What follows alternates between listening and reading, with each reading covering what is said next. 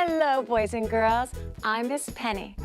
Put on your thinking caps. It's time to learn a new word.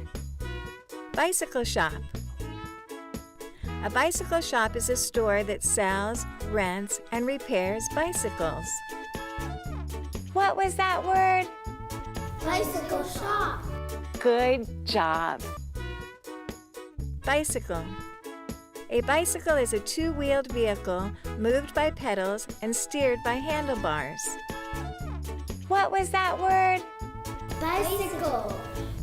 Good job. Wheel. A wheel is a round frame that rotates in a circle. What was that word? Wheel. Good job. Balance. Balance is to have your weight equally distributed on both sides of your body.